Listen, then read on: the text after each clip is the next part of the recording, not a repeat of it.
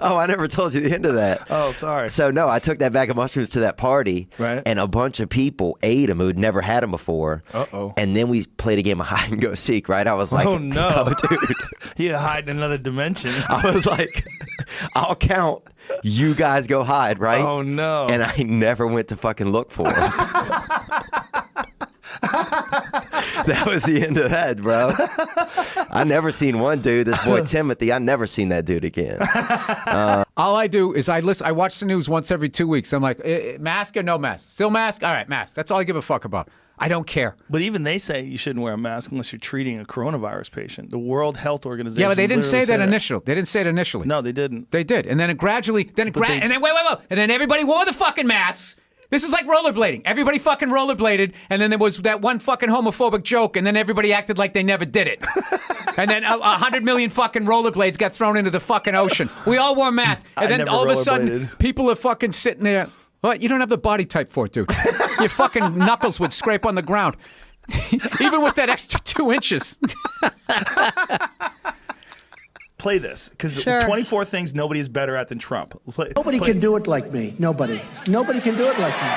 Honestly. Nobody's stronger than me. Nobody has better toys than I do. There's nobody bigger or better at the military than I am. Nobody loves the Bible more than I do. Nobody builds walls better than me. Nobody's better to people with disabilities than me. Nobody's fighting for the veterans like I'm fighting for the veterans. There's nobody that's done so much for equality as I have. There's nobody more pro-Israel than I am. There's nobody more conservative than me. There is nobody that respects women more than I do. Oh, really? Nobody would be tougher on ISIS had I than known. Donald Trump. Nobody's ever had crowds like Trump has had. There's nobody that understands. He's in Australia? He's in Australia on tour right now. And he goes, yeah, I mean, this is this morning. He goes, yeah, man, got a koala come to the hotel. And I went, oh, shit, man, those things have chlamydia, so make sure you wash your hands. And he goes, shit, I have some things, too. He better wash his hands. I was just like, all right, dude. All right, man. He's so stupid. He's so I have some things. He said he better wash his hands. Oh, my God, that's funny. But it's legit a koala's coming over to this fucking hotel. That's so Theo. Wings must be done with blue cheese? Blue cheese, yeah, like the way they invented in Buffalo, New York. If you're going to do something original, do it original. You're going to show up with that ranch that smells like somebody's ass. You ever smell They're fucking saying ranch? that ranch is starting to replace ketchup. Yeah, that's in a lot good. of If you're a ways. fucking hillbilly and you want to taste the ass in your mouth all fucking day. I hate that fucking ranch shit. Don't put it close to me. Don't put it around me. It's either blue cheese with wings or go fuck your mother. That's the next shirt, all right, please. Yeah, fucking, you're going to give me a fucking ranch. It's like, we should do a flamethrower. So we... Does anybody tell you no? Does anybody go, Elon, maybe for yourself, but selling a flamethrower, the liabilities, all the people you're selling this device to, what kind of unhinged people are going to be buying a flamethrower in the first place? Do we really want to connect ourselves to all these potential arsonists? Yeah, it's a terrible idea. Terrible. Shouldn't buy one.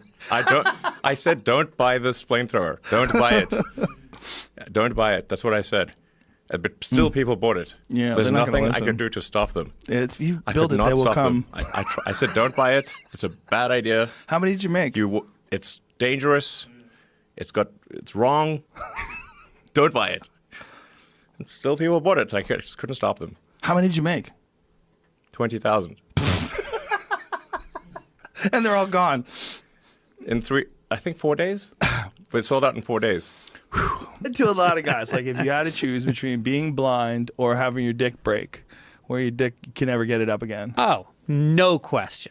What would you say? Give me the fucking stick and the dog.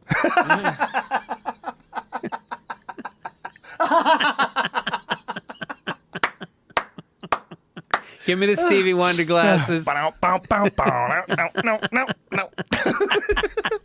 the way home, we got on the bus. And while we were waiting there, my stomach started hurting. And I said, Jesus Christ, I don't know if I'm going to shit myself or fart, but let me just take a chance. Good move. And I blew this fart, Joe Rogan. That was so bad. Right? We were on a bus, and people started running, the school buses? People started running to the windows, right? To swing down the bus windows. But here's what gets better. I farted again. And the teachers were going, "Oh my God, he's changing flavors." But the worst thing was the cheerleaders were crying. That's how bad it smelled. They were sitting in front of the bus going, Wait a minute, he's changing flavor. One of the teachers yelled out, "Oh my God, he's changing flavors." That's how bad these farts were. Dude, I talked to your buddy Eddie Bravo, and that guy is a real. He's out there. He's like a deaf Jack Russell almost, you know? A deaf Jack Russell? Yeah, because once he gets going, you can't. Oh, Jack Russell Terrier? Yeah. You ever been around one of those dogs? You open the car, and then the next thing you know, they're at the. Yeah. They're like sick. Yeah. But well, how's he deaf? Because you can't get him back. Like once he goes, you can't. You know what I'm saying? You can't get him back in the car. Like you're sitting there honking the horn. You can't. That guy's out there. You know what I'm talking about. I do know what you're talking about, but I've never heard anybody make a description like that. A deaf Jack Russell Terrier. My father's friend. My father's friend. He was sleeping. His wife said, "You have to go to the dentist." So why? He goes, "Your breath is so out of control." And they've been married for 25 years. So he goes, "Jesus, all right." So check this out. So apparently he had an abscess, a sac of bacteria in the back of his mouth.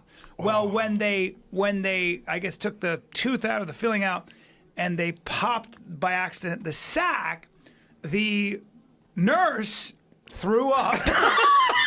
And the fucking dentist walked into the room at that moment and pulled his mask off and threw the fuck up as well. No, yes. No way. It was a double vomit fest. Can you imagine? And that's how bad it was. Yeah. So did she puke on him or what? Puked. She didn't puke on him. She just puked. Did they pop the sack? She went.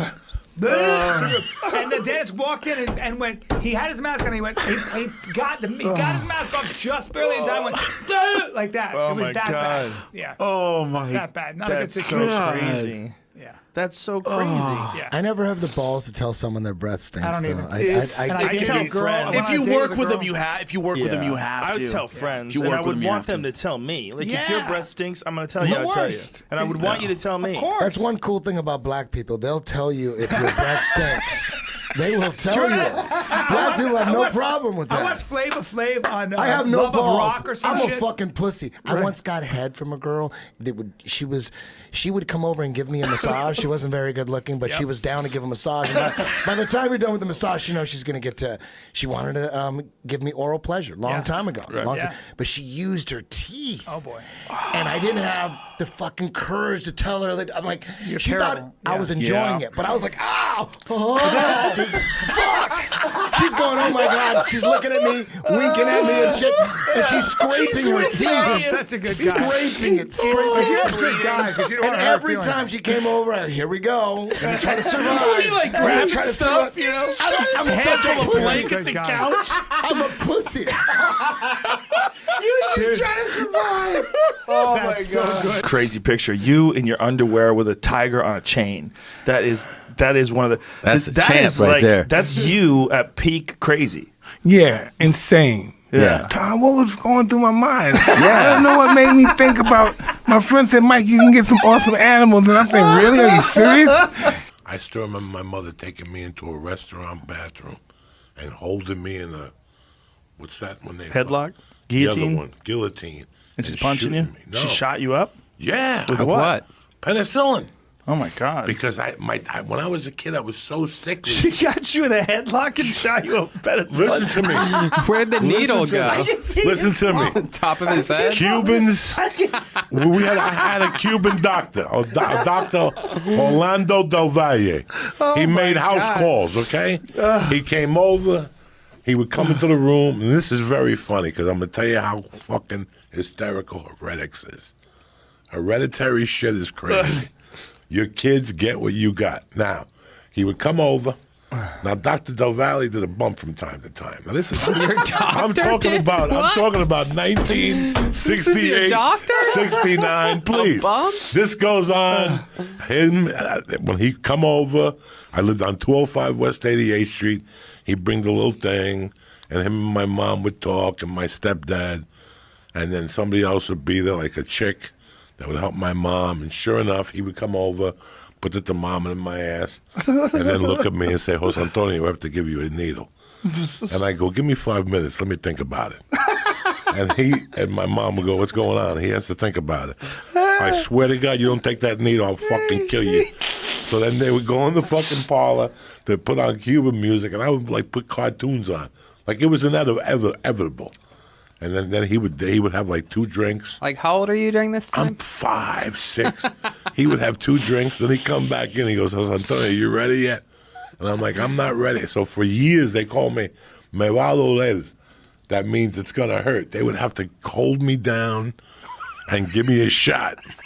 So then my stepfather, mom, the babysitter, and my mom would be like, I'll fucking knock you out. Stop crying, you fuck. Be a man. I'd be, no, it's going to hurt. And then it merged into Chip, who my girlfriend hated so much. And Chip became the fucking, because Chip would embarrass people. I did that literally before I ever thought I'd do it on the radio. I would be out with girlfriends and embarrass them by doing that. Like I would just be making bad jokes in the cab. And my girlfriend, Jen, and even girlfriends before her would just go, just shut the fuck up. It's not funny. And it made me so happy. And this is what would drive Jen crazy. We'd be in like a really nice steakhouse, and the waiter would come over, and she would order like the salmon, and then Chip just goes, "How much is that?" And would ask the waiter, and she was like, "Do you know how humiliating it is that people think I fucked that guy? People think I'm fucking this guy." No shoes and a fucking and I get they go to your property, you know, when they process you into jail, and so they pull out a bag of cocaine and they re-arrest me at the jail. Oh my God! So I'm in so I'm in there for like 3 days or something, and it's on the news, and the apartment building's fucking over me, even though I rented 4 apartments in the building. Why did you rent 4? Because one was a skate park.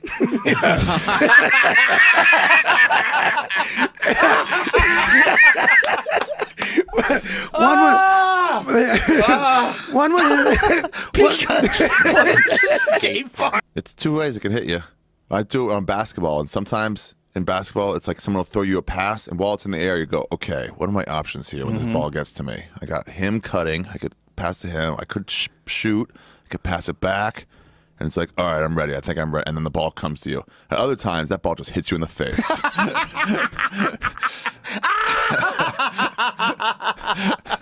You're like, oh, sorry, guys. So Everyone's like, why are you playing high? It's so true. Yeah. I tell a bit on stage. I said something about a big dick black man that can't read. They puts it down. They have all the women. I can't read. They put it down. My first kid's father couldn't read. When they ain't got no side teeth and they can't read, they got the best sex because they practice all the time. Black men who can't read don't have sex like black men who got a 9-to-5 who can read. The sex is totally different. Because they're not tired. Because they practice. All they do is practice on women. I mean, my husband got to go to work, Joe. He ain't got time to be flipping me over, slapping me across the head.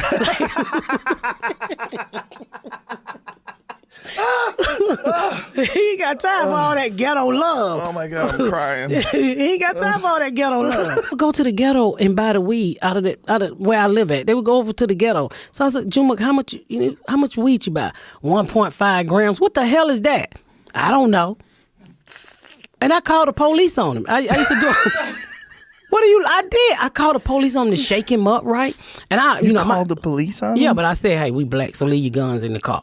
So come over here and shake my son up. The police get over there. The police and Junebug's son go to school together. This motherfucker come over there and start crying. We love you, Junebug. I said, I didn't call you for to fucking cry. Now we all cry. We all was crying. So that didn't help. But eventually, I think he's going to stop smoking now. He's going to stop or start? I think he stopped. I ran off all his friends. I told it, I said, look, your white son just lost his only black friend. I'm going to fuck your white baby up. Bring him back over here with the weed.